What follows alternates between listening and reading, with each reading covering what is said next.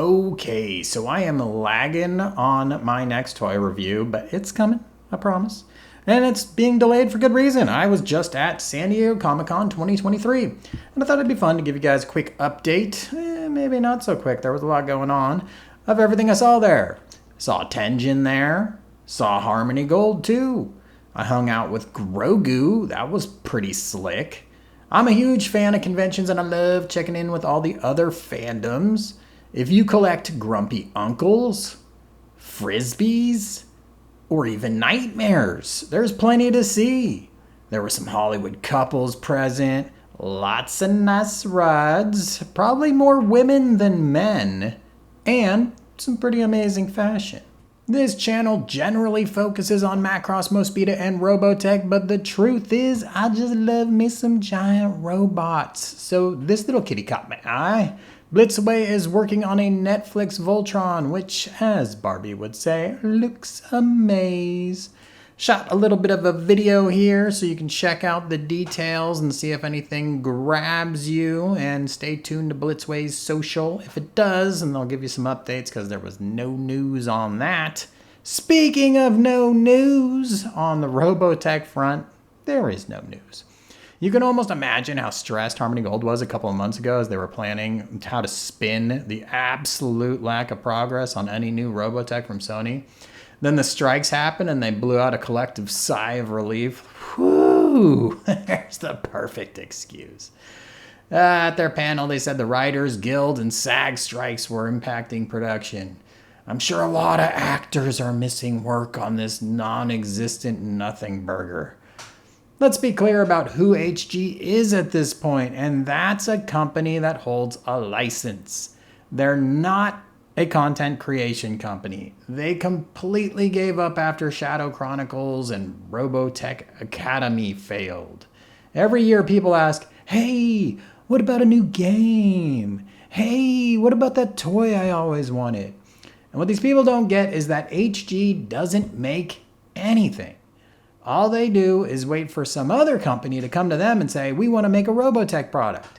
And then HG says, oh God, please, but give us X% of the profits. During the Q&A, HG addressed Big West's announcement that more Macross is coming by trying to salt the expectation of Robotech fans.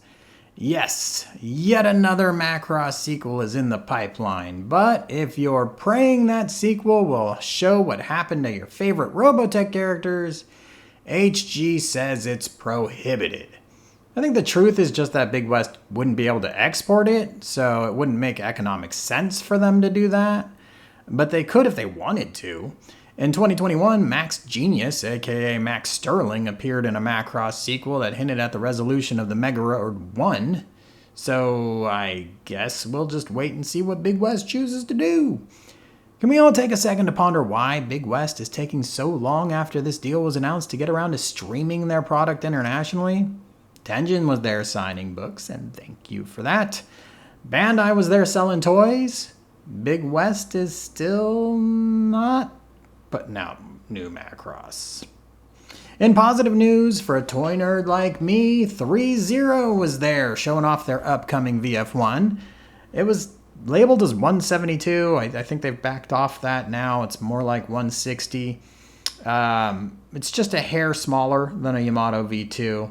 Looks like it's a scaled down Bandai DX though, with ankle flaps that were seen on the Bandai transformable model kits, which is all very promising. It's about $149.99 US, and it's up for pre-order now.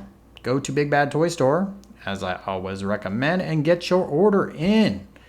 You'd think that with 3-0 being at the convention and actually at the panel, HG would spend a large chunk of their panel making them the focus, but no. HG spent more time talking about Kit's concept, which has been spamming the universe with paint variations of their competing product. Oh yes, all of those things will be making appearances on this channel.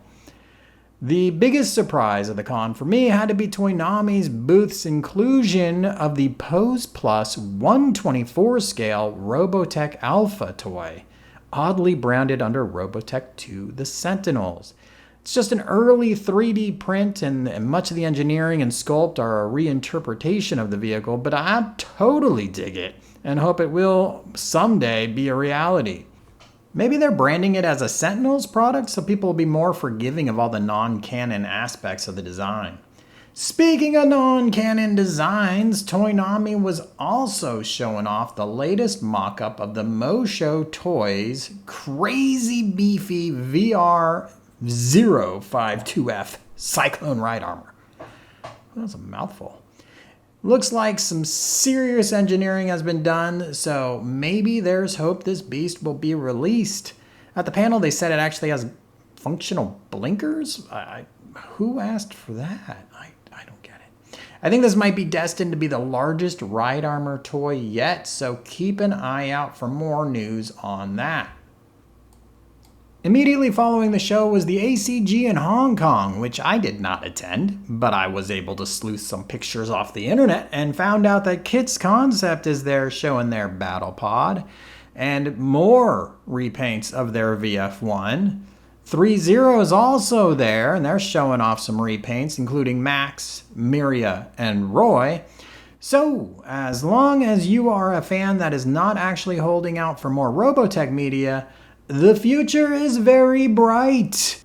All right, that's it for the recap. I am working on a couple reviews, so make sure you are subscribed.